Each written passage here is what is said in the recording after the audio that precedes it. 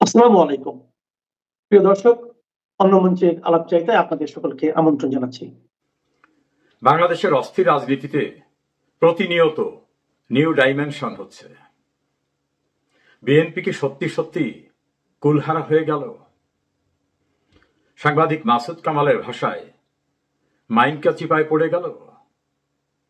এরকম বিষয় নিয়ে আজ আপনাদের সঙ্গে খুবই সংক্ষেপে কিছু কথা বলবো। আপনারা সবাই অবহিত আছেন, বাংলাদেশের শেখ হাসিনা সরকারকে একটি সহিংস আন্দোলনের মধ্য থেকে সরিয়ে দেওয়ার পরে ক্ষমতায় যাবার যে প্রতিযোগিতা হয়েছে, সেই প্রতিযোগিতায় নীতি নৈতিকতা বিসর্জন দিয়ে অনেক কিছু ছাড় দিয়ে এমনকি দেশের স্বাধীনতা সার্বভৌমত্বের প্রশ্নে যেগুলো গুরুত্বপূর্ণ সে বিষয়গুলোকে আপোস করে কে দ্রুত ক্ষমতায় যাবে এই কম্পিটিশন হচ্ছে। আমি বেশ কিছুদিন পূর্বে আমার একটা ভিডিও কন্টেন্টসে বলেছিলাম, বিএনপি ক্ষমতার কাছাকাছি যেও এখন যোজন যোজন দূরে। এটা নিয়ে বিএনপির অনেক শুভাকাঙ্ক্ষীরা কর্মীরা নানা রকম বিরূপ মন্তব্য করেছিলেন। আমি সেখানে বিভিন্ন সমীকরণ মেরুকরণের তথ্য উপাত্ত দিয়ে কথা বলেছিলাম। এখন কি পরিস্থিতি দৃশ্যমান হচ্ছে? বিএনপি নেতার বাড়ি ঘেরাও করে অস্ত্র উদ্ধারের অভিযানের খবর ফলাও করে সমস্ত গণমাধ্যমে এসেছে। বিএনপির একজন কম্পারেটিভলি ক্লিন ইমেজের নেতা, সাবেক প্রতিমন্ত্রী, তাকে এয়ারপোর্ট থেকে ফিরিয়ে দেওয়া হচ্ছে। আর একজন গুরুত্বপূর্ণ নেতা, সাবেক মন্ত্রী, তাকেও জানিয়ে দেওয়া হয়েছে আপনি বিদেশে যাওয়ার চেষ্টা করবেন না, আপনার ব্যাপারে গোপনে নিষেধাজ্ঞা দেওয়া আছে। দুই মন্ত্রীর এই পরিস্থিতি। আরো বেশ কিছু নেতা ইতোমধ্যে গ্রেপ্তার হয়েছেন নানা অজুহাতে। অভিযোগ রয়েছে যে সকল অজুহাতে গ্রেপ্তার করা হয়েছে এর অনেকটাই নাকি সঠিক না, বানোয়াট। এর সঙ্গে যুক্ত হতে যাচ্ছে খুব শিগগিরই বিএনপির তৈরি করা অপারেশন ক্লিন হার্টের মতো অঘোষিত আরেকটি অপারেশন শুরু হবে। আওয়ামী লীগের বিরুদ্ধে অপারেশনের কোনো নতুন অবকাশ নাই, কারণ অপারেশন ডেভিল হার্টের নামে ডেভিল হার্ট বিভিন্ন রকম অজুহাতে বিভিন্ন রকম ভাবে হয়েছে, চলছে। বিএনপি একটু ফুরফুরে মেজাজে ছিল, ভাবটা যেন ক্ষমতায়, এবং শেখ হাসিনাকে সরিয়ে দেওয়ার পর তো তেমনটাই আচরণ করেছে বিএনপি। রাস্তাঘাট, হাট বাজার, বাসের স্ট্যান্ড থেকে শুরু করে ইজারা, বাজার, বিভিন্ন প্রতিষ্ঠানের গভর্নিং বডি নানাভাবে দখল করা, আওয়ামী লীগ এবং আওয়ামী লীগ অ্যালায়েন্সের নেতৃবৃন্দর ব্যবসা প্রতিষ্ঠান দখল করা, নানাভাবে মব সন্ত্রাস করে চাঁদাবাজি করা, নৈরাজ্যকর পরিস্থিতি সৃষ্টি করা, এমন অনেকগুলো ঘটনা বিএনপি করার কারণে জনগণের কাছে একটা মেসেজ চলে গেছে, যে মেসেজটা বিএনপির জন্য খুবই ক্ষতিকর। মেসেজটা এরকম, ক্ষমতায় আসার পূর্বে এই অবস্থা, ক্ষমতায় আসলে কি করবে। সে কারণে আন্দোলন হয় ক্ষমতাসীনদের ক্ষমতাচ্যুত করার জন্য, আর বিএনপির বিরুদ্ধে জনগণের ভিতরে আন্দোলন হয়েছে ক্ষমতায় যাতে যেতে না পারে সেজন্য ভিতরে ভেতরে আন্দোলন অনেক জায়গায় বহিঃপ্রকাশ হয়ে গেছে। তার সঙ্গে যুক্ত হয়েছিল জামাত এবং বিএনপির দুইটা শাখায় দুই রকম ধরনের তারা ছিল এক সময়। সেটা পাল্টে গিয়ে হলো এমন, জামাত এবং এনসিপি প্রচন্ড প্রচার শুরু করে দিল। তাদের ভাষায় এক স্বৈরাচারকে সরিয়ে আর এক স্বৈরাচারকে বসাবার জন্য আন্দোলন করিনি। কেউ কেউ স্লোগান দিল টাকা আদায় হয় পল্টনে, চলে যায় লন্ডনে। পাথর দিয়ে প্রস্তর যুগের নির্মমতাকে বেশ ফোকাসে নিয়ে আসা হয়েছিল। এই ঘটনা শুধু ঢাকায় না, সারা বাংলাদেশে, আমার নিজ জেলা পিরোজপুরে যে বর্বরতা, নৃশংসতা, নারকীয়তা, লুটপাট, চাঁদাবাজি হয়েছে সে দায়ও কিন্তু অস্বীকার করার সুযোগ নেই। আমার নিজের বাড়ি প্রকাশ্যে থানা সদরে লুটপাট করে বড় বড় পরিবহনে করে নিয়ে যারা গিয়েছেন, আমার বাড়িতে বাড়ির পাশে লাগানো সিসিটিভি ক্যামেরায় সমস্ত মনিটর করা রয়েছে। আমার ছোট ভাই উপজেলা চেয়ারম্যান ছিল, তার বাড়ি পুলিশের উপস্থিতিতে লুটপাট করে মালামাল নিয়ে যাওয়া এবং ভাঙচুর করে শেষ পর্যন্ত গ্রিল খুলে নেওয়া। আমার আর এক ভাইয়ের বাড়ি দখল করে সেখানে এখন বিএনপির লোকেরা বসবাস করছে। আমার জেলা সদরে জেলা আওয়ামী লীগের সভাপতি, 2 বারের সাবেক এমপি, তার নিজের বাড়ি, তার ছোট ভাই পিরোজপুর পৌরসভার বারবার নির্বাচিত মেয়র, তার বাড়ি, তাদের অপর ভাইয়ের বাড়ি, জেলা যুবলীগের সাবেক সভাপতি আখতারুজ্জামান ফুলুর বাড়ি, পিরোজপুর সদর উপজেলা চেয়ারম্যান SM বাইজিদ হোসেনের বাড়ি, জেলা ছাত্রলীগের বিলুপ্ত কমিটির সভাপতি সাধারণ সম্পাদকের বাড়ি থেকে শুরু করে এমন নৈরাজ্যকর ভাবে লুটপাট, আগুন দিয়ে পুড়িয়ে নৃশংস বর্বরতা দেখানো হয়েছে যা বাংলাদেশের ইতিহাসে তো দূরের কথা, পাকিস্তান আমলেও এমন বর্বরতা দেখা যায়নি।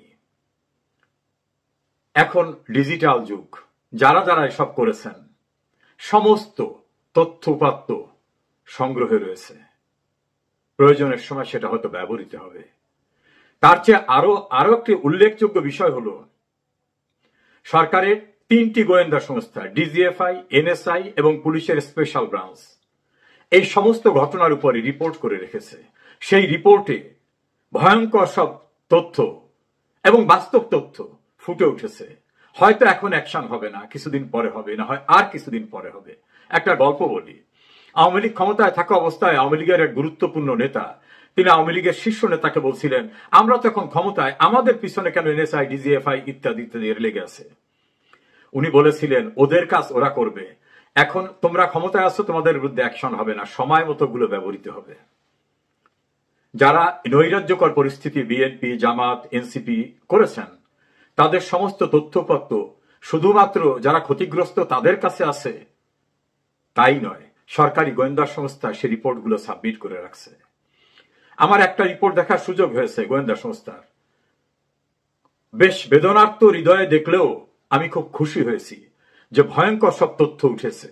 কিভাবে চাঁদা আদায় করা হয়, চাঁদা কিভাবে ভাগ করা হয়, কিভাবে মামলা দেওয়া হচ্ছে, কোন কর্মকর্তা জামাতের সম্ভাব্য প্রার্থী, বিএনপির সম্ভাব্য প্রার্থী, জামাত বিএনপির কোন কোন নেতা থানায় তদবির করতেছেন, কোন কোন নাম ঢুকাতে হবে, এ সকল বিষয়গুলো সেখানে স্পষ্টভাবে দেখা যাচ্ছে। যাই হোক, সেটা আরেকটি প্রসঙ্গ। আমি মূল যে কথায় আসছিলাম, এনসিপির মতো সংগঠন বলছে কামিন নামায় সই করেছেন, সরা পড়েছেন, বাসর করবেন না কেন।